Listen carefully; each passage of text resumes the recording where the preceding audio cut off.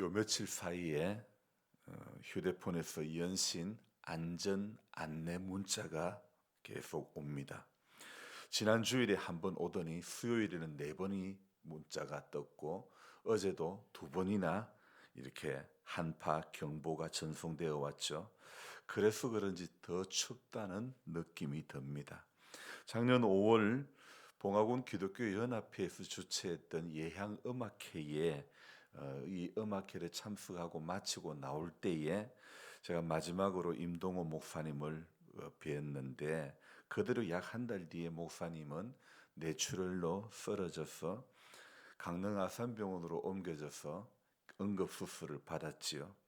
병원을 찾아갔지만 중환자실에 있으니 목사님 얼굴은 뵐 수도 없었고 사모님과 아들만 만나서 이야기하고 돌아왔었는데 그 이후로 안동 승소병원으로 옮겨져서 역시 면회가 제한되었기에 찾아뵐 수가 없었는데 어제 전 노회장이신 그 예천교회 목사님 부친상을 당해서 예천 농협 장례식장을 갔다 왔는데 검색을 해보니까 목사님 계신 요양병원이 불과 1km도 안 떨어진 거예요. 그래서 이거 여기까지 왔는데 찾아뵈야 되겠다 이런 생각이 들어서 요양병원을 찾아갔습니다. 병실에 들어서서 목사님을 뵈는 순간 목사님을 붙드시는 하나님의 강력한 손길이 또 하나님의 강력한 계획이 있다는 그런 생각이 제 마음에 드는 것입니다. 데리고 가실 거면 벌써 데려가셨겠지요. 살려주시려고 지금까지 생명을 연장시켜 주신 거죠. 어느 날 깜짝 이벤트로 나사로야 일어나라고 하셨던 것처럼 벌떡 일으키시려고 그래서 살아계신 하나님이시라는 것을 증거하시려고 하신 계획이지요. 이런 마음이 제 안에 드는 것입니다. 그래서 병실에서 방금 불렀던 찬송을 저랑 조 목사님이랑 또 사모님이랑 나지막한 소리로 이렇게 찬송을 불렀습니다. 약할 때 강함 대신에 나의 보배가 되신 주, 주 나의 모든 것, 주 안에 있는 보물을 나는 포기할 수 없네. 주 나의 모든 것, 십자가 제사하셨네. 주님의 이름 찬양해. 주 나의 모든 것, 쓰러진 나를 세우고 나의 빈잔을 채우네. 주 나의 모든 것. 하나님께서는 주 안에 있는 보물 임동호 목사님을 포기할 수 없으셔서 쓰러진 나를 세우고 쓰러진 임 목사님을 세우시고 인생의 빈잔을 채우심을 갈망하는 마음으로 찬송을 불렀습니다. 긴 간병 가운데 있다 보니 사모님의 말씀이 낙심과 확신이 반복된다는 그 말씀이 제 마음을 짠하게 했습니다.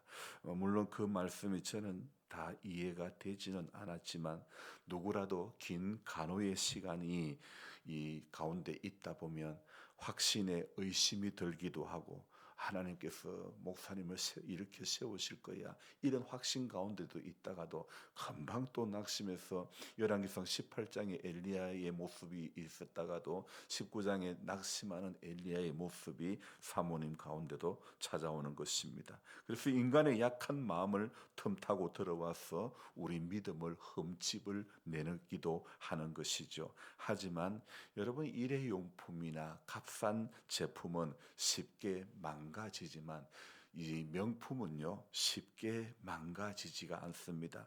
오랫동안 사용해도 쉽사리 변하지도 않고 그 원형을 잘 유지를 하는 것이죠. 그러나 아무리 좋은 명품이라도 영원하지는 않는 것입니다.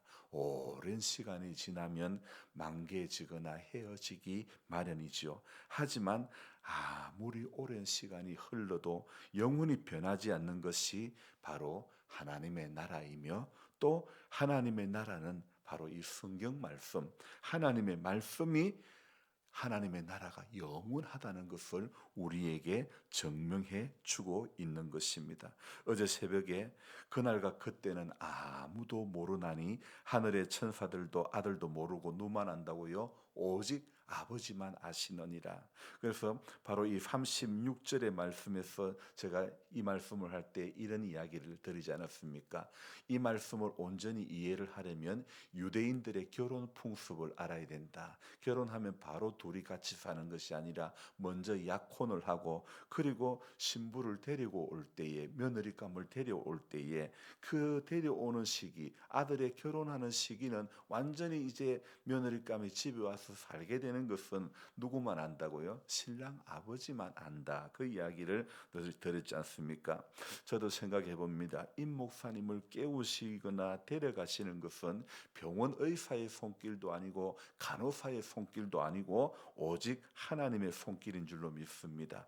사람에게 조금이라도 만약 있다면 사람 붙잡고 애원할 수도 있겠지만, 그러나 이것은 사람에게 있는 것이 아니고 하나님께 있으니 뭐 할 뿐이에요? 기도할 뿐입니다. 그래서 마태복음 이 24장은요, 서두부터 임박한 재림을 강조하고 있지만은 그와는 대조적으로 어제 오늘 읽었던 이 본문을 보면요, 재림의 시기는 알 수가 없다고 말씀하고 있죠. 인자가 언젠가는 재림하실 것이기 때문에 항상 깨어 있는 삶을 살아야 한다는 것을 권면해주고 있죠.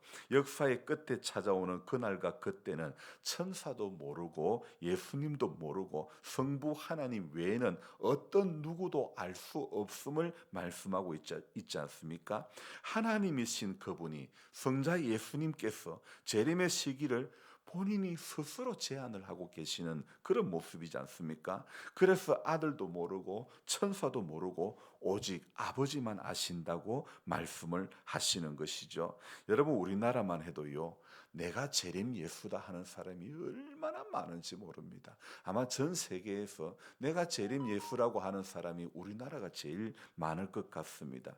재림에 대한 시기는 성자 예수님께서도 스스로 제안을 하셨는데, 인성만 가진 사람이 어찌 자기가 재림 예수라고 그렇게 지칭할 수 있는 것입니까? 마태복음 24장에 나오는 이 이야기는 바로 여기에 기록된 이 무화과 나무의 교훈을 통하여 우리에게 주시는 메시지는, 교회로 하여금 그 시기에 대한 사람들의 오해와 또 오만과 거짓에 미혹되지 않게 하기 위해서 이 말씀을 주신 것입니다. 제가 알고 있기로 우리 기독교 이단 가운데 재림의 시기로 사람들을 유혹하는 사람들이 얼마나 많은지 모릅니다. 예전에 92년 10월에 예수님 재림한다고 사람 미혹하고, 또 신천지 같은 경우에는 14만 4천 명만 구원받는다고, 어떤 여자 목사는 뭐 피지에 지상 낙원이 있다고 그쪽으로 사람들을, 성도들을 이주시켜 가지고 강제 노동을 시키고, 마지막 때에 믿음을 지키기 위해서 예전에 막 신앙촌에 들어가야 된다고, 그렇게 얼마나 많은 이단들이 사람들을 지금까지 미혹해 왔는지 모릅니다. 우리는 미혹하는 무리들이 뭐라고 하든지 거기에 귀를 기울일 필요가 없습니다. 예수님께서 재림하는 시기는 노아의 때와 같기 때문에요, 우리는 그 노아의 때와 같이 사람들은 언제 홍수가 올지 뭐 온다고 저러나 이렇게 하지만은, 그러나 노아의 때와 같아, 이 말씀은 우리가 언제라고 인간의 느낌으로, 인간의 감으로 감히 짐작할 수 있는 그런 시간이 아니라는 것입니다. 여러분, 하나님께서 비밀에 붙이신 것은 인간이 알 수도 있는 것도 아니고, 또 요즘 뭐 한참 핫한 뜨거운 AI가, 인공지능이 알 수 있는 것도 아니라는 것입니다. 그래서 제가 오늘 새벽에 글을 적다가, 묵상하면서 글을 적다가 갑자기 이런 마음이 궁금해지는 것이 있습니다. 만약에 인공지능에게 재림에 대해서 묻는다면 인공지능은 뭐라고 대답을 할까? 그래서 제가 한번 챗GPT에다가 질문을 해보았습니다. 예수님께서 재림하실 시기는 언제이며 그 시기를 모르는 성도들은 어떻게 살아야 하는 것일까요? 이렇게 제가 질문을 했습니다. 그러니 금방 챗GPT가 이렇게 답변을 해줍니다.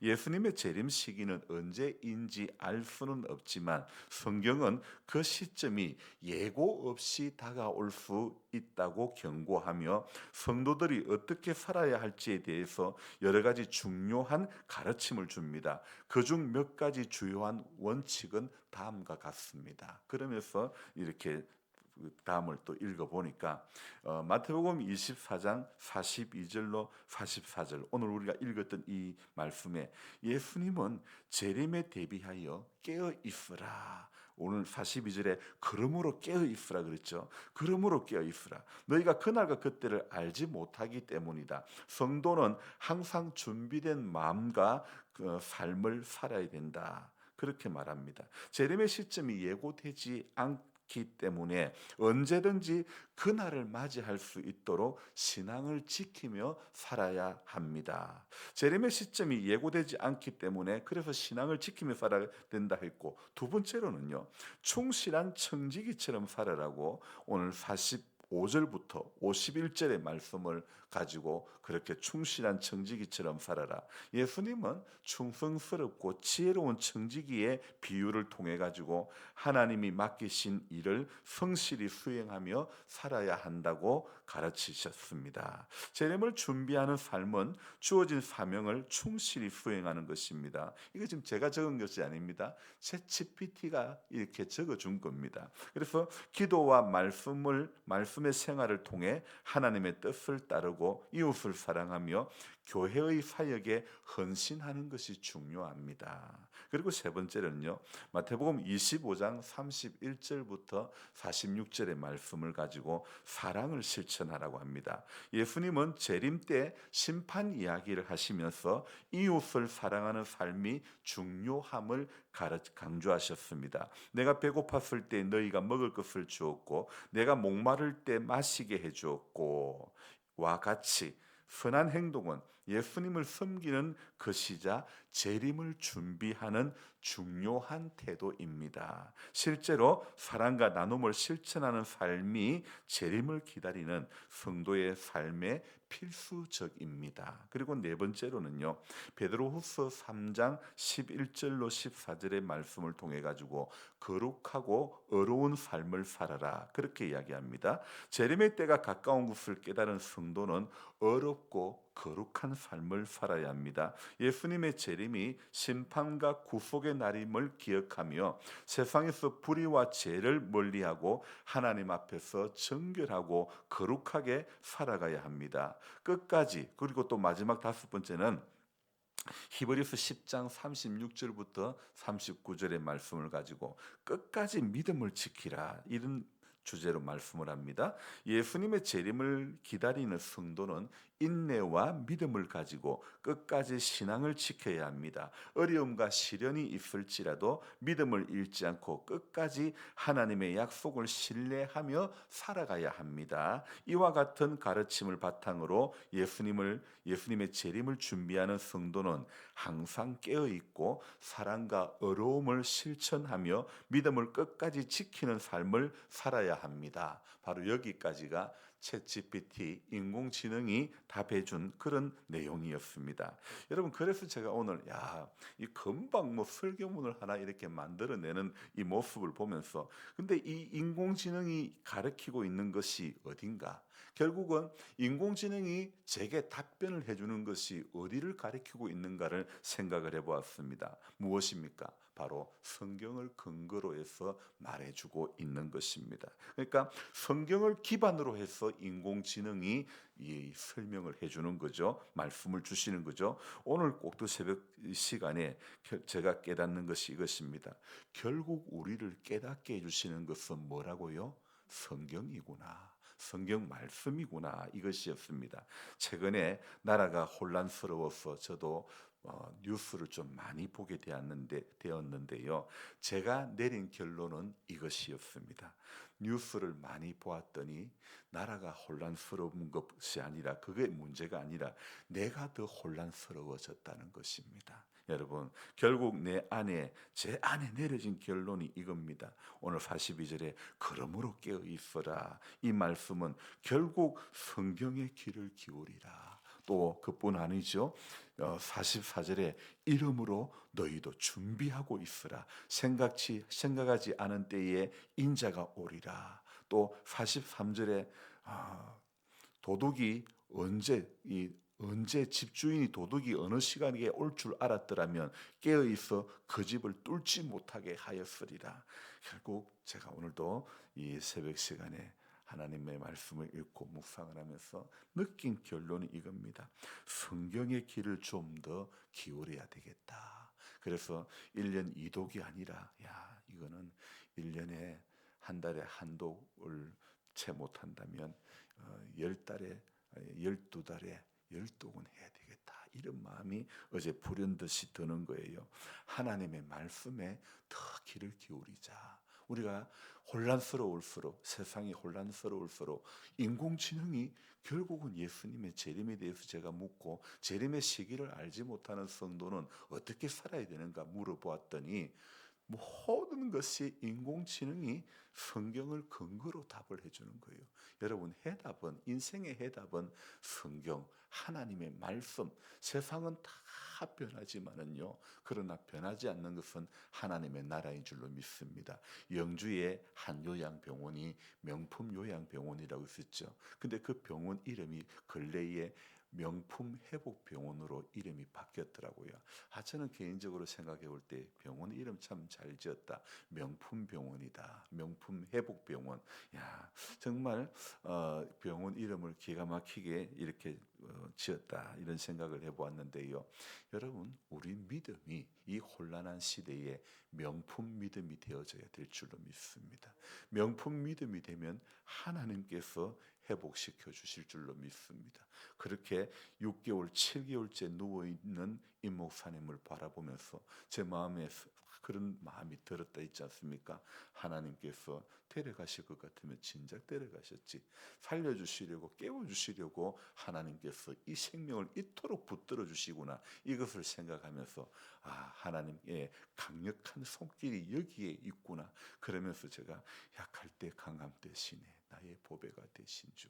쓰러진 나를 세우고, 쓰러진 나를 세우고, 쓰러진 목사님을 세우시는 것, 결국은 하나님이시고 하나님의 말씀이 세워주는 줄로, 일으켜 주실 줄로 믿습니다. 약한 우리를 세워주는 것, 쓰러진 우리를 세워주시는 것은 기록된 하나님의 말씀, 변하지 않는 생명의 말씀인 줄로 믿습니다. 그래서 그 말씀 붙잡고 오늘도 우리는 깨어있는 반열에 서는 그런 성도가 되어져야 될 줄 믿습니다. 기도하겠습니다. 좋으신 하나님 아버지, 무척 추운 일기 가운데 우리의 새벽을 깨워주시고 하나님 앞에 예배당에 나와서 새벽 제단을 쌓게 하시니 감사합니다. 하나님, 이렇게 춥지만 깨어있는 반열에 서기를 원합니다. 하나님 앞에 우리가 하루하루 믿음 지키며 하나님의 약속 가운데 붙들린 바 되어지려고 하나님, 이렇게 이 추운 새벽을 깨우게 하시니 감사드립니다.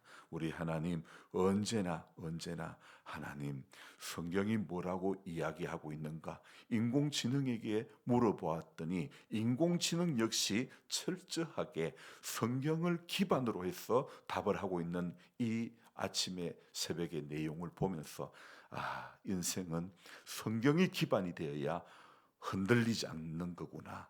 성경의 말씀이 진짜 명품 말씀이고 성경의 말씀이 우리를 회복시켜 주시는 줄로 믿습니다. 그래서 말씀 붙잡고 성경을 기반으로 하여 우리가 흔들리지 않는 믿음의 견고한 그런 우리 심지가 견고해서 흔들리지 않는 그런 모두가 될 수 있도록 도와주옵소서. 무척 추워진 일기 가운데 하나님, 우리 성도님들의 삶의 자리 또 장막을 붙들어 주셔서 물이 얼지 않게 해주시고, 또 우리 연로하신 성도님 이 추운 가운데 또 낙상하지 않도록 하나님께서 한 분 한 분 붙잡아 주시고, 또 마을 속에도 연로하신 분들이 많이 있습니다. 하나님께서 저들 모두를 지켜주시기를 원하옵고, 이 모든 한파의 기간 동안 잘 이겨내고 잘 견뎌갈 수 있도록 하나님 도와 주옵소서. 기도할 때에 세임 얻게 해주시고 확신과 의심을 계속 반복하는 것이 아니라 확신 가운데 날마다 우리가 들어가게 하시고 그 확신 가운데 붙들려 살 수 있는 길은 성경밖에 없다는 것을 다시 한번 깨닫습니다. 그래서 말씀 더 가까이, 말씀 앞에 더 가까이 설 수 있는 우리 모두가 될 수 있도록 하나님 은혜를 내려 주옵소서. 감사를 드리며 예수님의 이름으로 기도드리옵나이다. 아멘. 간절한 마음으로 주여 부르고 기도합니다. 주여, 주여, 주여. 아버지 하나님 고맙고 또 감사를 드립니다. 우리의 새벽을 깨워주신 은혜와 사랑을 감사